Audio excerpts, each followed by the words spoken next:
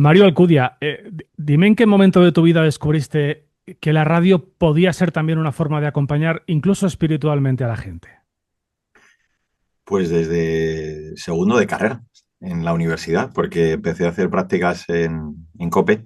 Había sido muy oyente de programación, yo creo, informativa, sobre todo hasta esa fecha.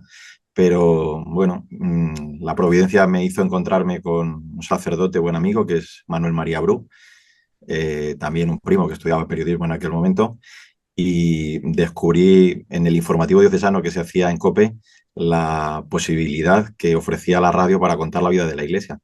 Y me admiró, bueno, desde entonces, de hecho, no he dejado de alguna forma de hacerlo. Mm. Bueno, Mario Alcudia es periodista, está invitado en este podcast. Gracias, Mario, por ser el invitado. Además, lo hablábamos ahora.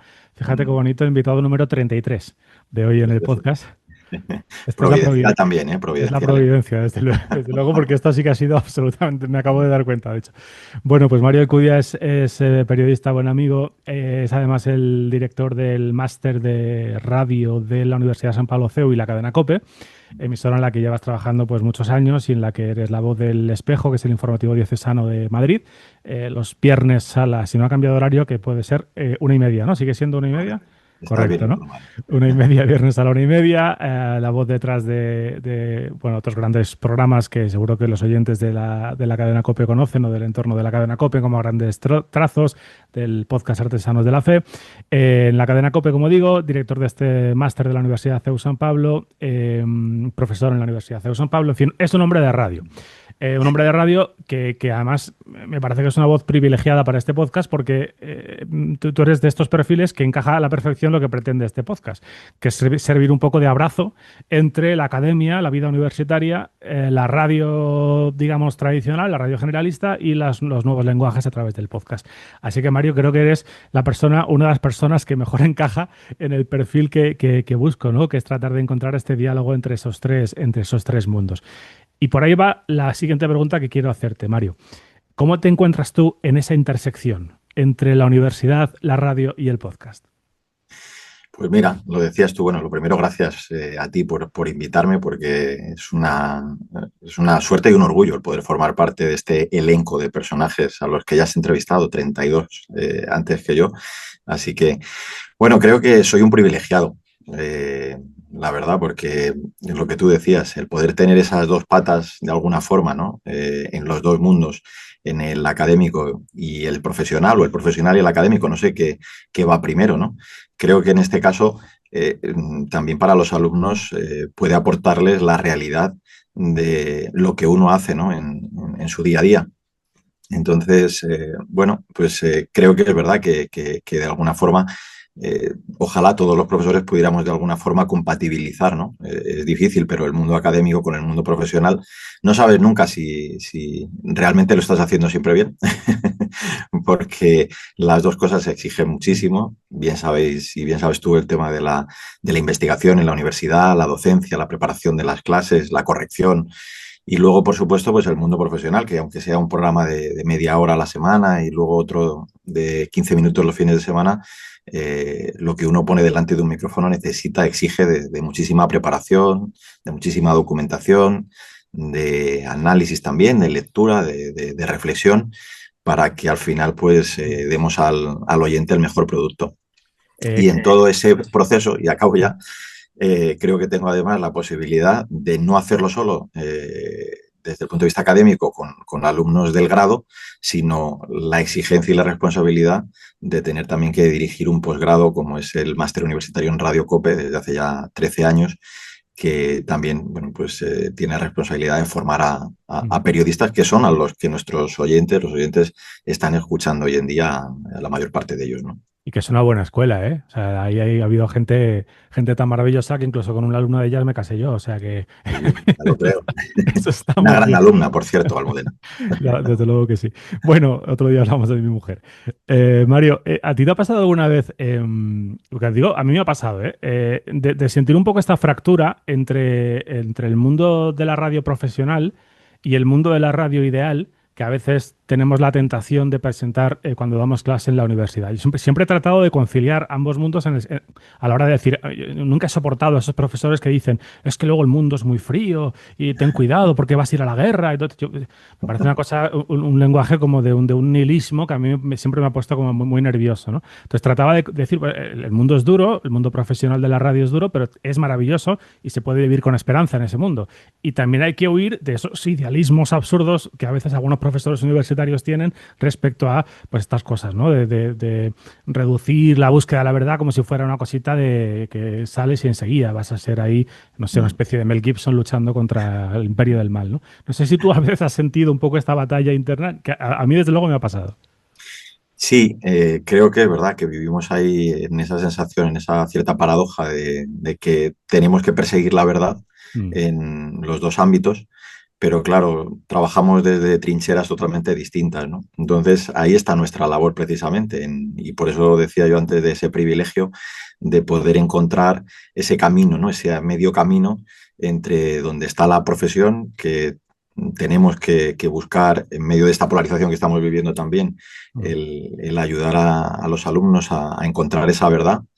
Y además, bueno, pues desde la realidad, porque en la universidad a veces podemos contar grandes teorías, pero si no tocan lo que está ocurriendo y lo que está pasando, entonces, por eso digo que creo que realmente ahí tenemos una gran tarea, ¿no? De encontrar ese equilibrio entre el mundo académico que tú hablabas y el mundo profesional, ¿no? Y bueno, pues nosotros desde la radio lo tenemos un poquito más fácil en este caso, porque creo que la radio es lo que más se parece a la realidad y que está tocando permanentemente la Mm. fibra, ¿no? Es decir, la radio es la realidad, la radio es la vida. Entonces, creo que de todos los medios que tenemos, el que más es capaz todavía de contar lo que está pasando desde los dos lados es los profesores de radio en la universidad y los periodistas de radio en la vida diaria. ¿Tú crees que los chavales, un tipo de 19 años que está en la universidad, hoy em, escuchan menos radio informativa de la que escuchábamos tú y yo cuando estábamos en segundo de periodismo? Muchísimo menos. Yo creo que, de hecho, fíjate, ha caído bastante y hablaba yo el otro día con el decano de la necesidad de recuperar a veces también en el aula el volver a hacer la pregunta de la vocación, ¿no? ¿Por qué quiero yo hacer realmente periodismo? ¿Qué me ha llevado a una facultad de comunicación? Y nosotros veníamos muy claro, te traíamos clarísimo que queríamos trabajar siendo periodistas y algunos incluso ya queríamos hacer radio desde el primer curso. Es decir, teníamos un objetivo y una meta muy clara.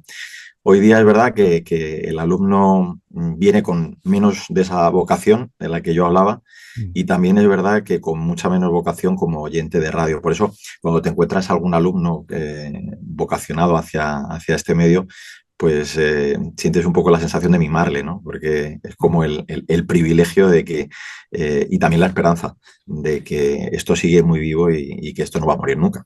Claro. Te hacía la primera pregunta respecto al acompañamiento espiritual, que puede sonar así muy rimbombante, ¿no? Pero al final, cuando una persona o periodista hace un programa de información religiosa en una cadena como la cadena COPE, está tratando de llevar la palabra de Dios o el mensaje de Jesús a los oyentes, ¿no? Oyentes que uno puede pensar muchas veces que, bueno, si escuchan la COPE es porque son cristianos. Ojo, la COPE tiene, no sé, se me ha olvidado el dato del EGM, me va a matar Enrique Campo, pero no sé, 2 millones de oyentes ahora Vamos a mismo. poner dos, 300 más o Sí, menos. 200, 300 esto es, y cada uno es de su padre y de su madre, quiero decir, y la gente que cae en el espejo del viernes en mitad del mediodía COPE, pues puede ser cristiano o no. No sé si tú sientes esta responsabilidad cuando haces el informativo diocesano de Madrid de hablarle a gente que puede estar no convencida de lo que le estás contando. Claro, sí, sí, desde luego. O sea, es verdad que es un periodismo en el que es especializado y el ámbito, bueno, pues habitualmente el oyente que nos escucha nos busca. O sea, es un poco ese nicho del que tú hablas en este Mm. podcast muchas veces. Es un oyente que nos busca. Pero también tiene que haber algún paracaidista que cae y tiene que escuchar esa entrevista, pues que en el fondo tocamos temas de lo humano, ¿no? Es decir, al final hablar de la Iglesia es hablar de la caridad, es hablar de la educación, es hablar de temas en los que en el centro está la persona. Y por tanto ese enfoque, esa mirada cristiana a la vida, esa mirada comprometida, porque yo creo que sobre todo lo que debe caracterizar al cristiano es ese compromiso y no pasar eh, al lado de una persona sin fijarse en su rostro, ¿no? Lo estamos viendo ahora con tantos casos, ¿no? Con ese informe sobre la pobreza que se presentaba hace poco, ¿no? Pues tenemos que tener esa sensibilidad de mirar con el corazón y de ser capaz también de contar con ese alma lo que está ocurriendo. Yo creo que a partir de ahí es donde se rompen verdaderamente cualquier, pues, no sé, cualquier filtro que pueda ponernos la gente o cualquier prebenda o cualquier prejuicio que pueda tener hacia la información religiosa, eh, porque la vida de la iglesia es muy bonita y poderla contar, pues como en mi caso, sigo hablando de lo que decía al principio, es un privilegio y también un reto, ¿no? El que convencido no se escuche, pero el que está lejos también se acerque. ¿Qué le añade la fe a la mirada de un periodista? Pues yo creo que todo. Es que al final el tener ese encuentro con Cristo en tu vida diaria lo que te hace es cambiar la realidad a todo en el mundo, ¿no? Es decir, pues hablamos de la vida, de la familia, de la educación, decíamos antes, ¿no? Eh, claro, como no va a cambiarlo todo, ¿no? Esa mirada, ese encuentro con el Señor te cambia, te descoloca la vida y te hace centrar el enfoque, ¿no? Nosotros en COPE, por ejemplo, hablamos mucho del ideario, ¿no? Del ideario de COPE.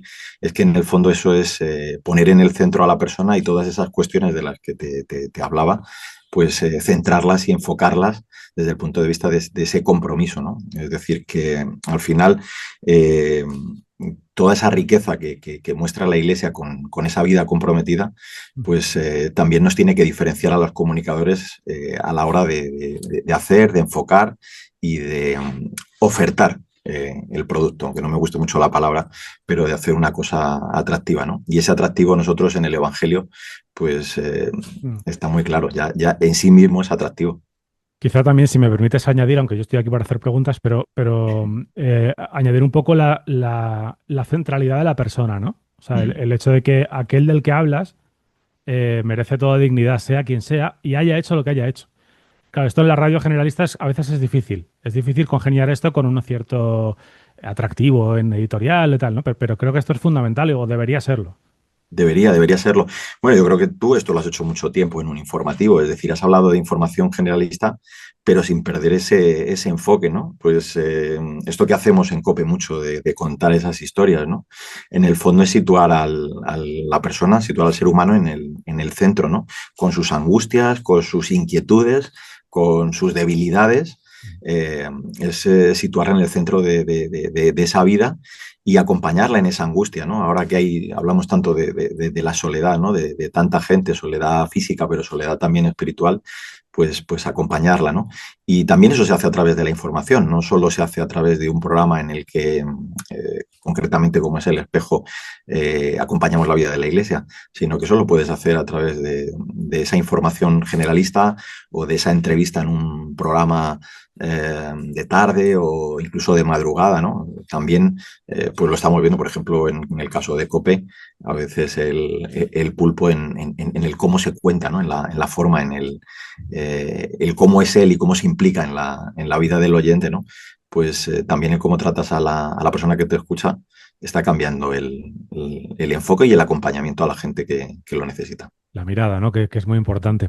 Déjame que haga de abogado del diablo, sin no quiero meterte en líos, pero sí quiero plantearte un par de reflexiones en torno al periodismo religioso, Mm. en las que creo que a veces hemos cometido, y hablo en primera persona, errores, sobre todo en dos temas. No sé si estarás de acuerdo conmigo o no, por supuesto, pues ahora me dices, pues no, yo no estoy de acuerdo, yo no lo veo, lo que sea, ¿no? Por un lado, durante mucho tiempo hemos tenido como la tentación de no meternos en los temas que nos daban miedo. Es decir, se habla de abusos en la iglesia, se habla de no sé qué, se habla de las inmatriculaciones, el tema que sea.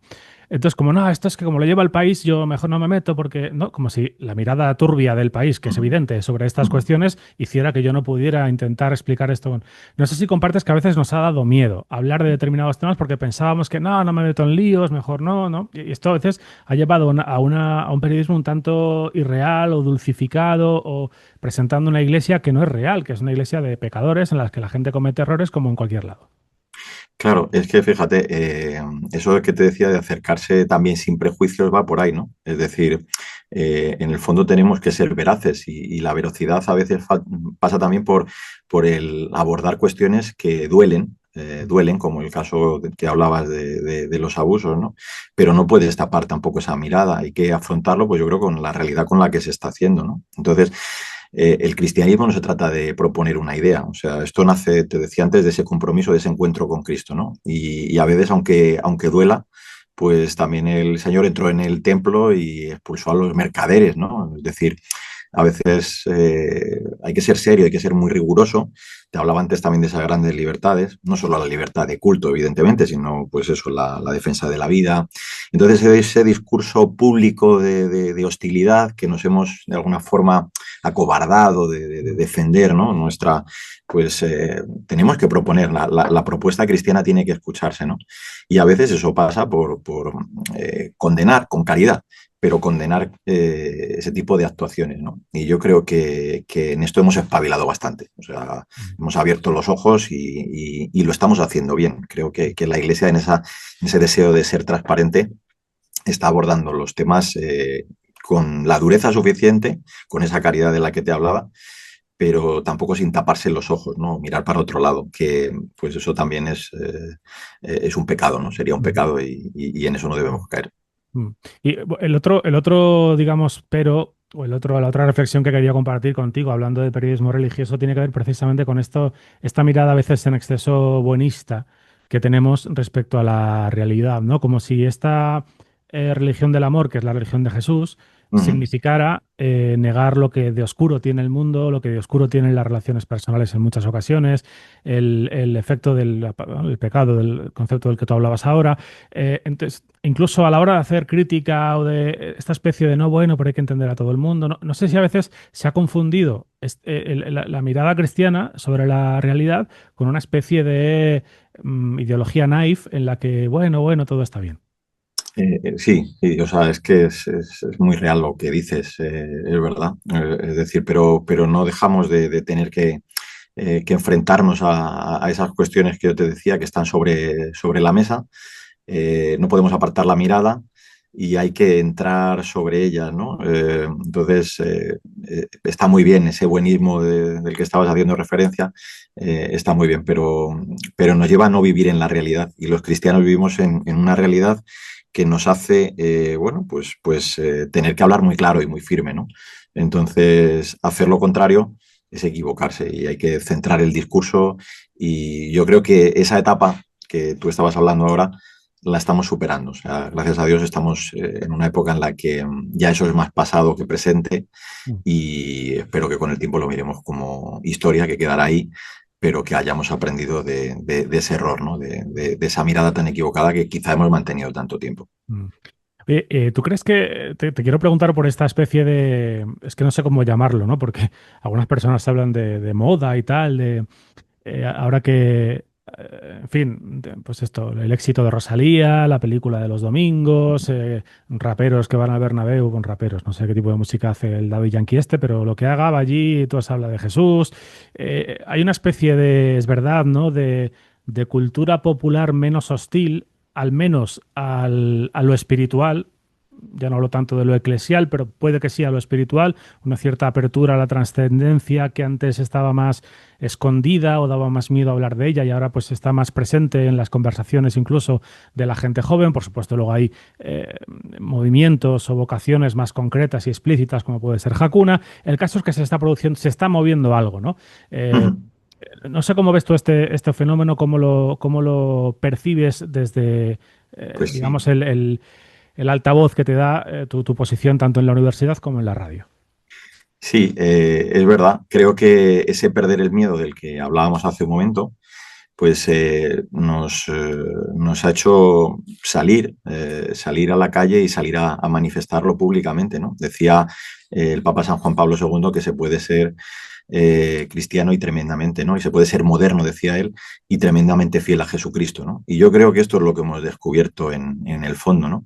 También el Papa Francisco nos ha abierto mucho camino en este asunto, ¿no? Yo me acuerdo que hacía un podcast, hacías tu referencia a él, que tengo aparcado, siempre digo, no cerrado, ¿no? Porque en algún momento, si Dios quiere, volveré a retomarlo, que es Artesanos de la Fe, y ahí hablaba el Papa de tres lenguajes, ¿no? El lenguaje de la cabeza, del corazón y las manos, ¿no? Yo escuchándole aquel discurso que dio en la Pontificia Academia de Ciencias Sociales a los universitarios precisamente, decía, ahí hay un podcast, ¿no?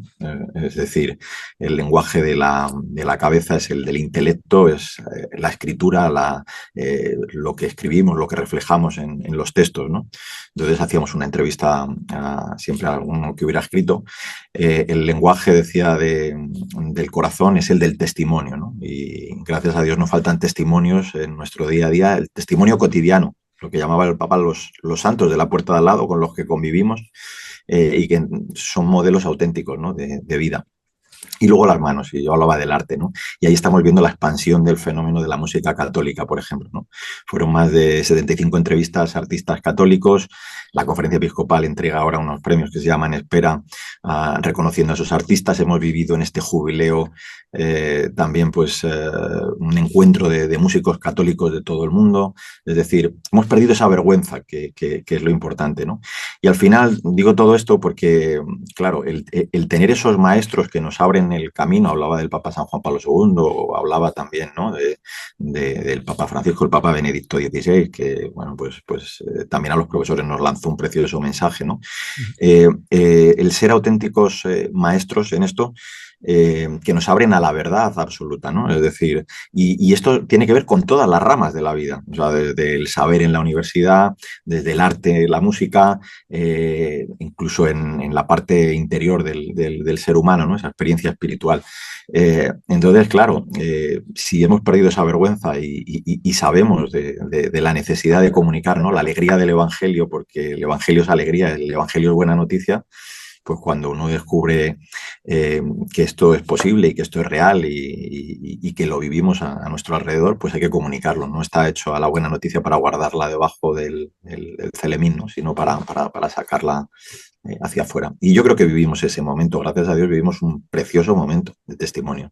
¿Y por qué crees que se está produciendo, especialmente en la gente joven? ¿Por qué crees que, no sé si es que ha habido o sea, la posmodernidad o esta mirada un poco, pues esto decía antes, nihilista, ¿no? Desesperanzada, ha tocado techo y ha habido muchas personas que han descubierto que ese vacío en el corazón que todos tenemos y llevamos de fábrica no se puede llenar solo con cosas o con prisas o con tecnología, ¿eh? No sé, estoy avanzando a una posible explicación, pero no sé si es suficiente. No sé cómo ves tú el proceso.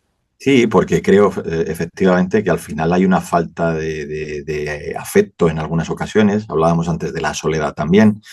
Entonces, al final, el referente, y esto lo vimos en la universidad, es decir, la alegría con la que vive el cristiano y afronta su día, ¿no? También con sus dificultades, porque no somos superhombres, pero también el ver cómo se afronta con esa esperanza de vida, ¿no? También el dolor o el sufrimiento, pues creo que eso al final genera envidia, permíteme entre comillas, es decir, no envidia, es una forma de yo quiero vivir como tú. Yo quiero también ser feliz, ¿no? Quiero esa felicidad a la que yo aspiro, a la que tú tienes, ¿no?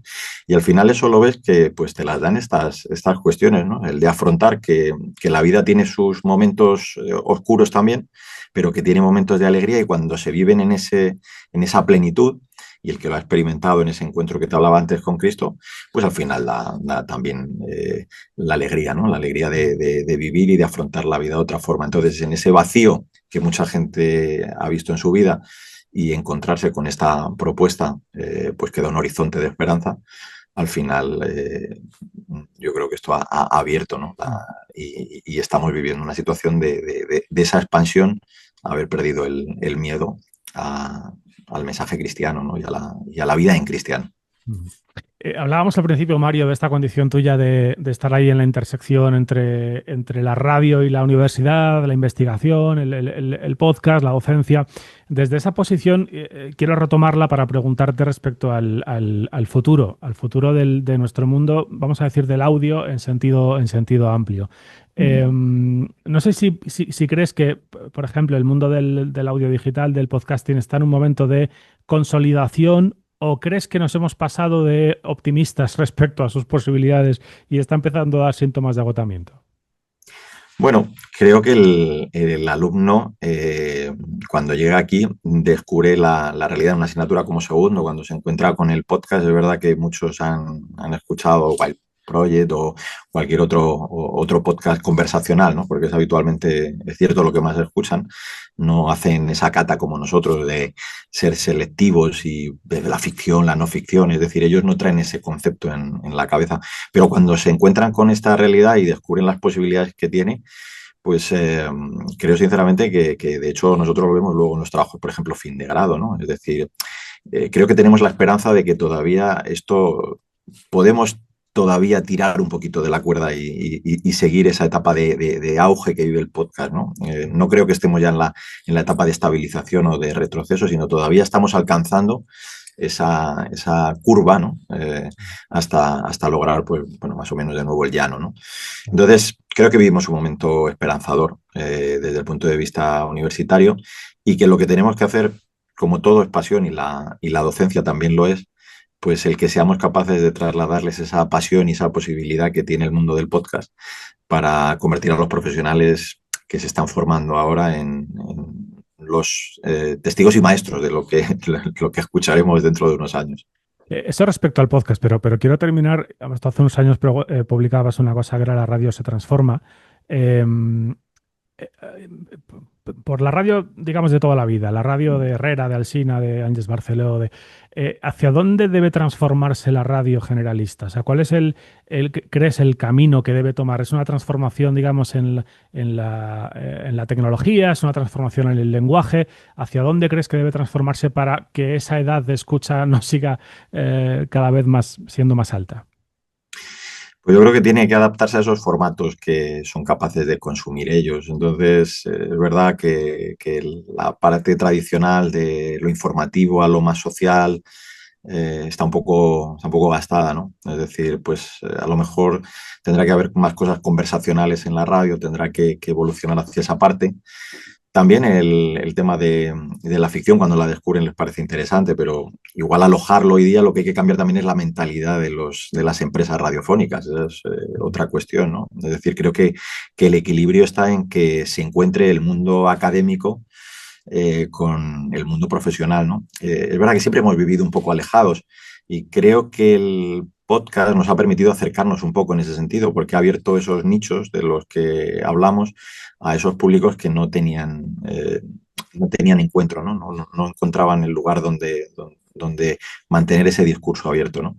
Entonces creo que la radio tradicional, la empresa de la radio tradicional, debe escuchar más al público juvenil y creo que pasa por esos formatos, es decir, el formato que hoy en día el joven es capaz de todavía escuchar. Por ejemplo, el deporte es un claro ejemplo, ¿no? Es el contenido que el alumno, y nos llegan alumnos al máster universitario nuestro, en el que el 70% te diría vienen volcados hacia el mundo del deporte por tiempo de juego, por los comunicadores, ¿no? Es decir, pues ahí se ve cuál es la tendencia del joven, cuál es su preferencia, y yo creo que eso debemos escucharlo desde las personas que de alguna forma formamos parte de la radio generalista.